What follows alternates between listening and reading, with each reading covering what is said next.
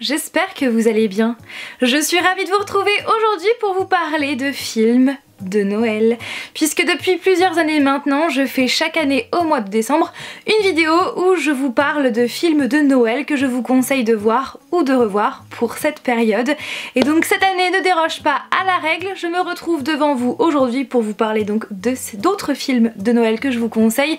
Et donc sachez que je vous mettrai les précédentes éditions en barre d'informations. Je commence donc avec les films qui ne sont pas des films Netflix. D'ailleurs, les deux premiers films que je vais vous présenter sont sortis dans les années 40. Donc voilà, Netflix n'était même pas au rendez-vous. Donc le premier, il s'agit de La vie est belle, qui est sorti en 1946. Et c'est un film en noir et blanc. Le décès du père de George va l'obliger à reprendre les rênes de l'entreprise familiale, qui est une entreprise de prêt à la construction, qui permet aux plus déshérités de se loger. Mais il va rentrer en conflit avec l'homme le plus riche de la ville qui va tenter de ruiner ses efforts. Et donc, George est pas loin de la victoire, sauf que malheureusement, il va égarer les 8000 $ qu'il devait déposer à la banque. Le soir de Noël, désespéré, totalement désemparé, il songe au suicide. Mais le ciel va dépêcher, oui le ciel va dépêcher à ses côtés un ange de seconde classe qui va tout changer. Je ne vous en dis pas plus. Donc ce film en noir et blanc, c'est vraiment un film qui est magnifique. Je dirais que d'ailleurs j'ai vu récemment pour la toute première fois, et c'est vraiment un classique où les émotions sont vraiment au rendez-vous. Il y a aussi un très bon jeu d'acteurs et clairement c'est un film qui est très beau et que je vous conseille. Et donc ce film est tiré de l'œuvre originale de Philip Van Doren Stem. C'était pas facile à dire. Le miracle sur la 34e rue de George Seaton. Alors là, clairement, c'est vraiment un classique, notamment aux États-Unis. C'est vraiment un classique pour Noël. Un homme prétend être le Père Noël. Oui, le Père Noël. Et donc cet homme va être interné dans un institut spécialisé et donc persuadé de sa véritable identité, eh bien un avocat va essayer de tout faire pour le sortir de là. Donc ce film est sorti précisément en 1947, il est également en noir et blanc et franchement comme je vous l'ai dit c'est vraiment un classique de Noël, surtout aux États-Unis. C'est vraiment une petite comédie qui est très mignonne, qui est remplie de bons sentiments, avec des personnages attachants, de bons acteurs également, et clairement oui il faut voir ce film au moins une fois dans sa vie. Pareil pour La vie est belle. Krampus de Michael Dougherty qui est sorti en 2016, je veux dire en 1916, pas du tout, en 2016. Et donc sachez que ce film-là a un avertissement puisqu'il contient des scènes qui sont susceptibles de heurter les plus jeunes. Après clairement, je suis pas totalement de cet avis. Parce que c'est vrai que ce film est vraiment classé dans la catégorie épouvante, horreur de Noël, alors que c'est pas spécialement un film qui fait peur, qui fait frissonner. Disons que c'est un conte sombre, mais de là à dire que il fait très peur, je suis pas vraiment d'accord avec ça. Quand Max voit sa famille se disputer à l'approche de Noël, le garçon va prendre une grande décision. Il ne veut pas fêter Noël. Mais ce qu'il ne sait pas, c'est que ce manquement, le fait de ne pas célébrer Noël, va provoquer les foudres de Krampus, un démon ancestral qui est prêt à tout pour punir les réfractaires. Et je ne vous en dis pas plus pour ne pas vous spoiler parce que à mon sens, les synopsis que j'ai pu voir sur internet ont tendance à un petit peu spoiler la suite et moi j'ai pas envie de vous en dire plus. Comme je vous l'ai dit, c'est un conte assez sombre qui ajoute, oui, vraiment un côté dark à la magie de Noël et c'est plutôt original parce que ce n'est pas ce qu'on voit majoritairement dans les films de Noël. Par contre, comme je vous l'ai dit, c'est pas un film qui fait peur à mon sens, bien évidemment, encore une fois ça n'engage que moi, peut-être que les images qui ne m'ont pas heurté, les images qui ne m'ont pas fait peur, qui ne m'ont pas fait frissonner, ça ne veut pas dire que si ça n'a pas été mon cas, ça ne va pas être le cas d'autres personnes. Bien évidemment, ça n'engage que moi. Je dirais que c'est plutôt un film fantastique plutôt qu'un film d'épouvante comme j'ai pu le voir passer à plusieurs reprises sur internet. En tout cas, ça change des films de Noël classiques et je vous le conseille. Christmas Story, la véritable histoire du Père Noël de Juha Wulojoki, je sais pas du tout comment ça se prononce. En Laponie, Nicolas va perdre ses deux parents. Et donc à partir de là, les familles du village vont décider d'élever le jeune garçon tous les ans, chacune leur tour. Pour les remercier, Nicolas va fabriquer des objets en bois qu'il va leur donner le jour de Noël. Et je ne vous en dis pas plus. C'est vraiment un film que j'ai beaucoup aimé sur l'histoire du Père Noël. C'est touchant à la fois, avec des personnages attachants, avec de bons jeux d'acteurs. Et clairement, ouais, j'ai vraiment passé un bon moment à regarder ce film. Donc comme vous l'avez compris, hein, c'est vraiment un film qui va expliquer, qui va raconter la véritable histoire du Père Noël. Justement, j'ai un autre film à vous présenter qui parle des origines aussi du Père Noël. Et voilà, restez bien parce que c'est vraiment un chef-d'œuvre, le film... que je vais vous présenter tout à l'heure. Donc maintenant je vais vous parler des films Netflix. Le premier, il s'agit de L'Alchimie de Noël, sorti donc en 2019 sur Netflix avec notamment Vanessa Hudgens qui d'ailleurs avait fait aussi La Princesse de Chicago l'année dernière que j'avais beaucoup aimé. Grâce à la magie, un chevalier du Moyen-Âge va atterrir dans notre monde à nous, dans notre monde actuel, et il va faire la rencontre d'une prof de sciences de lycée qui ne croit plus en l'amour. Alors moi déjà, j'aime beaucoup les films qui parlent de voyage temporel, surtout quand c'est notre monde, avec aussi donc le Moyen-Âge. Je trouve que c'est juste... Voilà, c'est vraiment une super bonne idée et là pour le coup je trouve que c'est original, que c'est très sympa, c'est un film qui est vraiment très agréable à regarder.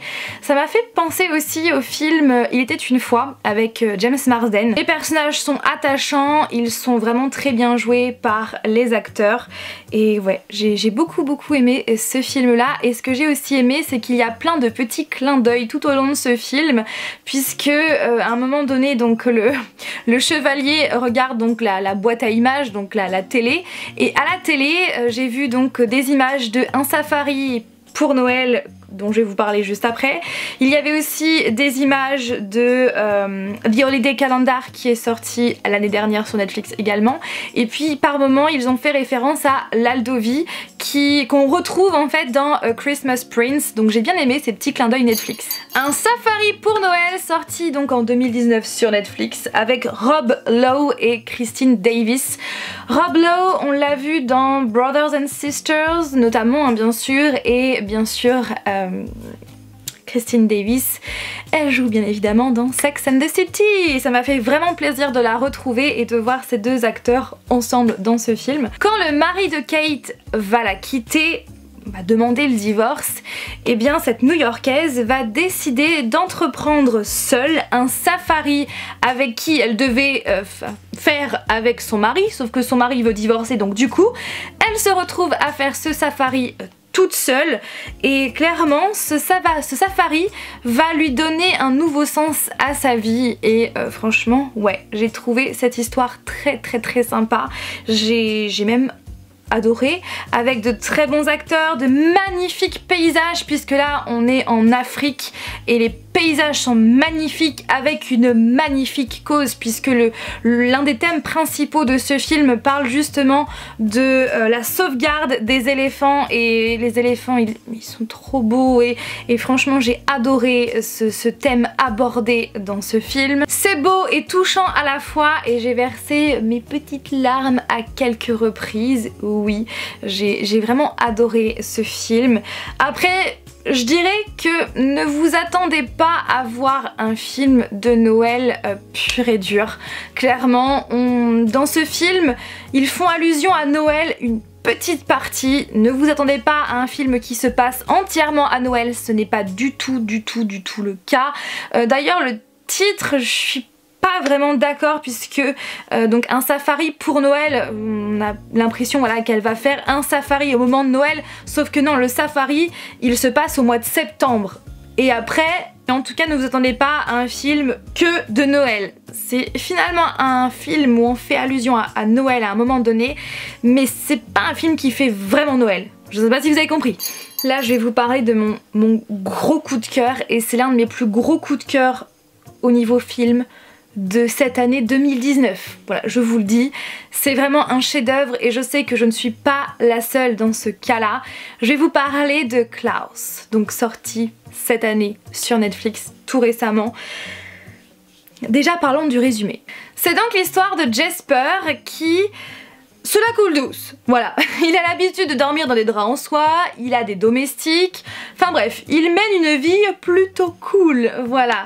Sauf que Jesper, il est à l'école de facteur dont fait partie son père qui est le patron, et le problème c'est que Jesper il ne fait rien, il passe son temps à glander et le père ne veut plus ça. Donc son père va le punir en l'envoyant sur une île enneigée au nord du cercle arctique, où il doit absolument envoyer de cet endroit 6000 lettres s'il a envie de revenir chez lui, à la place qu'il avait avant.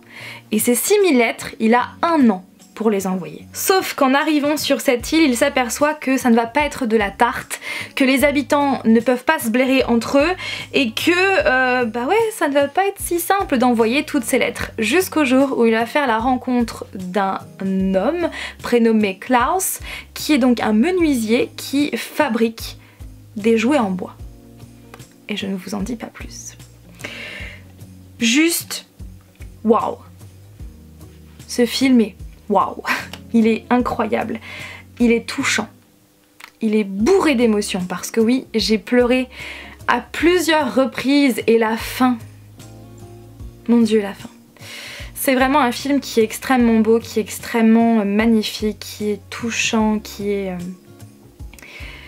poétique, qui est onirique aussi, avec une petite touche de Tim Burton, j'ai envie de dire, puisque l'île sur laquelle Jesper va, donc c'est la ville de Smirensburg, je sais plus comment ça se prononce, enfin bref, cette île, ce village, voilà, avec les gens qui ne s'aiment pas, et je trouve que leur faciès, le lieu me fait vraiment penser à l'étrange Noël de Monsieur Jack de Tim Burton, et ça fait plaisir, j'ai envie de dire.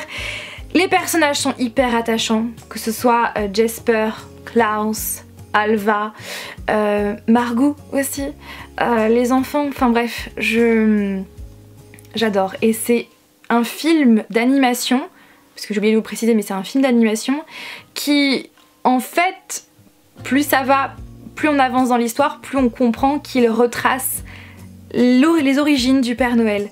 Et c'est tellement bien amené, tellement bien ficelé, l'univers est incroyable et franchement j'ai passé un excellent moment, Flavien aussi, on a adoré et ouais, c'est bourré d'émotions et je vous le conseille, vraiment je vous le conseille, c'est un chef-d'œuvre, c'est un bijou, une pépite ce film d'animation. Et puis clairement les images, les dessins, je suis trop méga fan. J'ai vu aussi A Christmas Prince 3, The Royal Baby, qui est donc le 3e film de la saga A Christmas Prince.